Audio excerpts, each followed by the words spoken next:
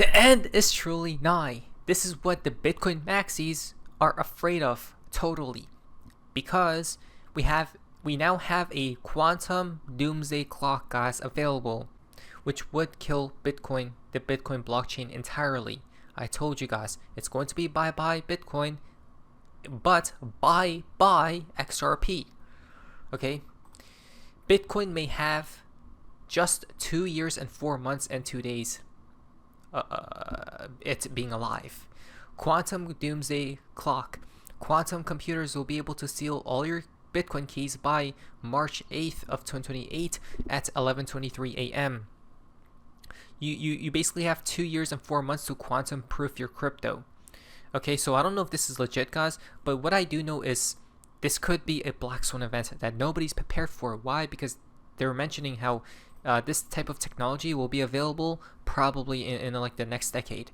Okay, but over here it does suggest that maybe in the next couple years, when this does truly come alive, guys, then it's going to be game over for Bitcoin. Okay, but what do we know about quantum computers and it relating to the XRP ledger? Well, look at this. David Schwartz has already answered this question, right? So the XRP Club once upon a time asked David Schwartz, "Hey David Schwartz, a question I have. Is the XRP ledger quantum proof? Can it be hacked by a quantum computer or a quantum AI? Bitcoin and the others are at risk, correct? Thank you." This was a couple years ago. David Schwartz replied, "The XRP ledger itself is not quantum resistant, but it could be made so. With the present mechanisms we have, the results would kind of suck because the quantum resistant algorithms we know of all have painful disadvantages in blockchain applications. So my current thinking is that we monitor the state of the art carefully and implement the best quantum resistant algorithms whenever the risk looks to be within about 5 years of materializing." Okay, so he's mentioning here whenever this technology does come into fruition, right? We have about 5 years for them to quantum proof the blockchains, or it's all gonna die, right? He says, "I don't think we're there yet." Then he replied to your XRP and cold wallets. He says, "Cold wallets that only hold XRP and have never performed a transaction are already quantum resistant. Also, if you disable the master key and set a new regular key, your account is quantum resistant until you perform another transaction, and then you could change it again." Oh, so that's cool to know, right? So we already have a solution for the XRP ledger, but not for Bitcoin, guys, because Bitcoin is at risk here. Quantum computers and the Bitcoin blockchain, right? Supposedly it could reverse transactions, possibly even make more Bitcoin, right? An analysis of the impact quantum computers might have on the Bitcoin blockchain. Well, coming down here, how many Bitcoins could be stolen now if sufficiently large quantum computers were available, right? So what these quantum computers are is that they're going to crack Bitcoin's algorithm, okay, mathematically, right? Because it's so intelligent, guys, right? It's a supercomputer. Right now, if someone were to crack a Bitcoin address, the chances are very little, guys. Basically impossible, right, at this point.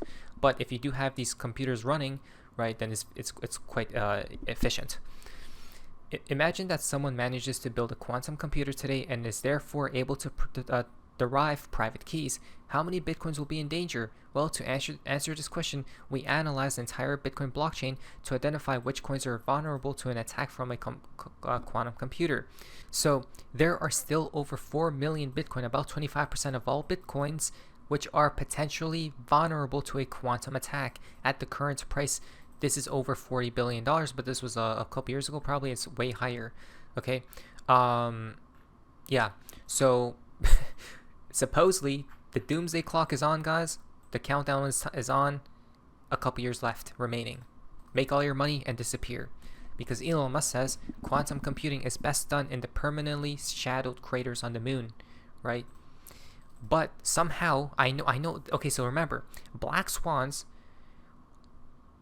are only black swans because nobody expects them, is what I'm going to say. If everyone were to expect something, it won't happen, right?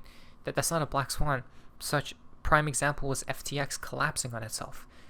Everyone thought FTX was too big to fail, and it was already integrated with all of these politicians and wealthy billionaires. So how could it fail? But it did, because that's a true black swan event. Guess who comes about on the same opinion that Bitcoin will die at some point in time? No other than Peter Thiel. Peter Thiel literally says what we have been saying, guys. Okay, that BlackRock is behind it, the governments. Now let's check this out. So Peter Thiel, once upon a time, held a private meeting or a private conference on a topic of the Antichrist, and now he's mentioning this about Bitcoin. This is pretty crazy video of Peter Thiel talking about how Bitcoin has been co-opted by BlackRock and the government in his view. That's a little bit strange, isn't it? This is what he has to say about Bitcoin, guys, and how we were in the know about this whole shenanigan show, right? I told you to stay away from Bitcoin because, not to mention, Jim Cramer is heavily bullish on it. He literally called Bitcoin the safe haven asset during the collapse. It doesn't seem like it to me, especially when you have a literal billionaire who's an insider who's warning you of the same outcome that we think will happen in a not too distant future. Let's listen on. Because another investment that you've made and been very public about is Bitcoin. And you have remained a very big bull. You have come out publicly and you said that enemy number one to Bitcoin is the sociopathic grandpa from Omaha that you described as Warren Buffett. Can you tell me what you were thinking when you said that? It got a lot of laughs, so somehow people it probably hit some kind of a nerve. But it was it was in a 2022 Bitcoin convention talk I gave, and there were three separate enemies. There was Jamie Dimon, Larry Fink, who's no longer an enemy, by the way. Yeah, he sort of shifted, but I can save the anti-Larry Fink things too. But isn't it a little bit strange that, they all hated Bitcoin? Jamie Dimon, JP Morgan, BlackRock, Larry Fink, the governments, right? They all hated this technology. But out of nowhere, they suddenly flipped the switch and changed their tune overnight. What does that tell you? Well, it could tell you that, hey, they're more accepting of this new technology. Okay, that could make sense, which does make sense. But on the other hand, what if it's a government trap? Right? They hated it. Okay, they made all their money when they hated it, they were buying all the supply. They pushed prices higher. Now they love it. What happens after? You want to be on the opposite side. Okay? Always of consensus. The opposite side is to stay away from Bitcoin, but to love XRP because everyone hates XRP. Why is that the case? Because it's strange. Because we know the truth. And look what he says right here. The person who knows about the Antichrist. And then there was Warren Buffett, and the rough context was my sort of political sociological analysis was the cryptocurrencies it was a revolutionary youth movement, but for them to really take over, you needed it couldn't just be a student uprising like 1968. You needed to get the rest of the society on board, and as long as the old people were going to sit on their hands, that was the big blocker for cryptocurrencies to go to the next level. And are you still convinced? I think it's gotten partially unlocked with the Bitcoin ETF. So he says, is he still convinced about this type of technology, right? Now we do have the Bitcoin ETFs that unlocked a lot of potential for Bitcoin in itself, and it did because it pushed prices like 3x. But is this the end? And this is where he answers this question.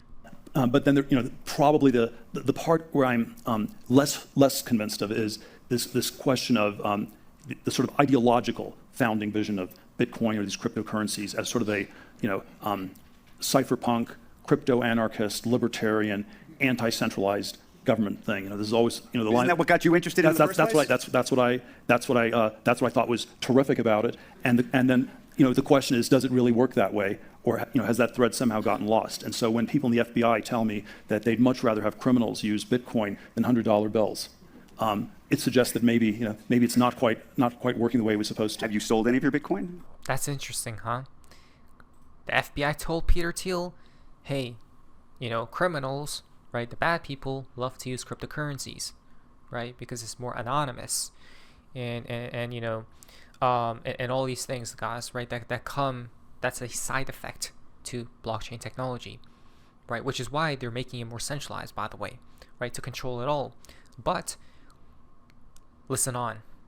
Quite working the way it was supposed to. Have you sold any of your Bitcoin? I still hold some. I've there are all these ways I didn't buy as much as I should have, and I'm not sure it's going to go up that dramatically from here. From here. You guys see, right? So he's not convinced on Bitcoin anymore, guys. I don't know if he used to be, but right now he doesn't seem to be, right?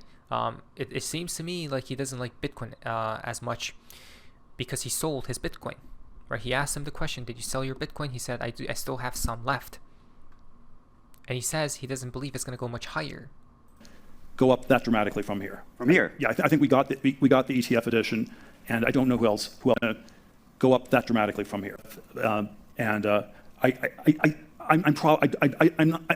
not sure it's going to go up that dramatically from here. From here. Yeah, I think we got the ETF edition, and I don't know who else buys it quickly from here.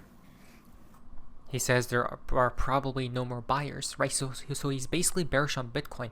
The person who's literally trying to figure out the end times, who's probably an insider, is warning you to stay away from Bitcoin as well. He didn't mention XRP here because that's a chosen one. Some interesting investment advice.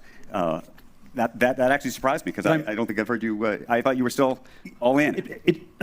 I still have a small. He's not all in anymore. Look at it. He only has a small position in Bitcoin. I still have a small position. It probably still can go up some, but it's going to be a volatile, bumpy ride. And I had a dual reason. One was this sort of ideological, decentralized future of computing world that I really do believe in. Really believe would be better. And it seemed like the perfect vehicle for that for such a long time. And I am just much less convinced of that. And so Interesting. So maybe Larry Fink with the BlackRock ETF surrendered to the forces, the anti-ESG forces, or maybe it's more like Bitcoin's been co-opted by them, and I worry it was more the latter. There it is, guys, right? So they all know the end is near. There's going to be a black swan. I don't know what specifically will be tied to Bitcoin, but it will die in due time, right? It's always said in plain sight. If you listen, it's your choice. If you don't, then sorry, it had to be this way. Not but each of us, let us prepare. What was that, Sophie's Business? See ya.